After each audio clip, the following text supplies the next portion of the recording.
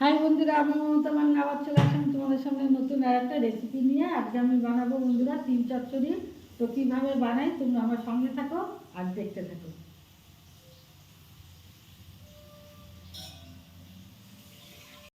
গোবিন্দভোগ চাল আমি তাওয়ার মধ্যে দিয়ে দিলাম, তাওয়াটা গরম হয়ে গেছে। আর এর মধ্যে আমি দিয়ে দিব তিল। এটা আমি তেলে নেবো, এই যে তিল দিয়ে দিচ্ছি। দিয়ে আমি এটাকে এখন একটু নেড়ে চেড়ে নেব, তেলে নেব। তা এটা হতে থাক বন্ধুরা। এর মধ্যে আমি দিয়ে দিলাম নারকেল, নারকেল দিয়ে দিলাম। আর এর মধ্যে দিব তিল আর গোবিন্দভোগ চালটা যে ভেজে নিলাম, তেলে নিলাম, সেটা দিয়ে আমি এটাকে পাউডার বানিয়ে নেব, সুন্দর করে পাউডার বানিয়ে নেব। এবার এই যে সুন্দর গুঁড়ো হয়ে গেছে, পাউডার হয়ে গেছে, দেখুন বন্ধুরা। এই যে বন্ধুরা সরষের তেল দিয়ে দিয়েছি কড়াইতে, তেতে গেছে তেলটা। আর এর মধ্যে দিয়ে দেবো একটা শুকনো লঙ্কা।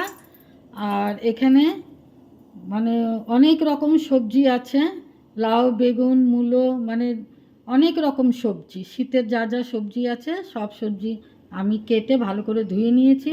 তো তেলের মধ্যে দিয়ে দিলাম, এখন দিয়ে দিব। আর এখানে আমি সিদ্ধ করে রেখেছি বন্ধুরা কপির ডাঁটা আর মূলোর ডাঁটা, এটা আমি প্রেসারে সিদ্ধ করে রেখেছি। তো এটাও আমি এতে দিয়ে দিব, সম্পূর্ণটাই দিয়ে দিব।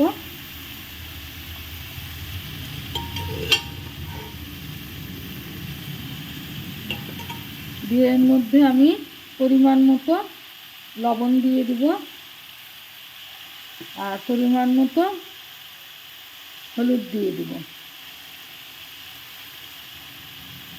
লঙ্কার গুঁড়ো সামান্য পরিমাণে দিয়ে দিলাম। এবার আমি এটাকে নেড়ে নেব। যেহেতু বন্ধুরা এটা চচ্চড়ি হচ্ছে, এর জন্য এতে সব রকম সবজি দেয়া আছে, আলু, বেগুন, মিষ্টি কুমড়ো সব দিয়ে আছে, পটল, সিম। তো এটা আমি নেড়ে নিলাম।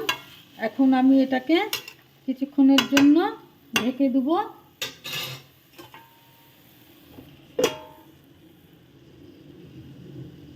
এবার দেখা যাক।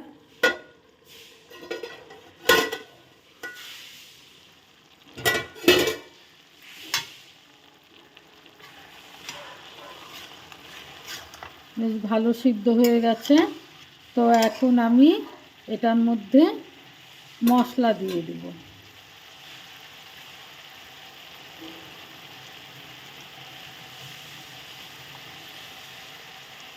এটার মধ্যে আমি কোনো রকম সর্ষে গুঁড়ো দিব না। ধনিয়া পাউডার একটু দিয়ে দিলাম,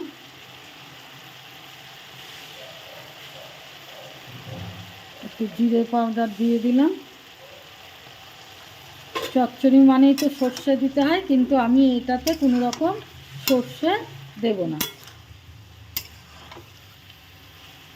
নেড়ে দিলাম। এরপরে আমি দিয়ে দিব কিছু ধনে পাতা। এবার তরকারিটা যখন নামিয়ে ফেলবো তখনই কিছু আমি ধনে পাতা এতে অ্যাড করব। এখন সামান্য পরিমাণে দিলাম।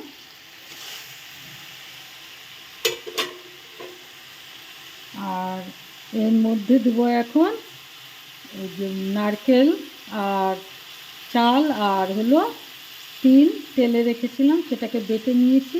এই যে এটা কিন্তু গোবিন্দভোগ চাল। এখন আমি এর উপর দিয়ে দেব, দিয়ে আমি এটাকে ভালো করে নেড়ে নেব।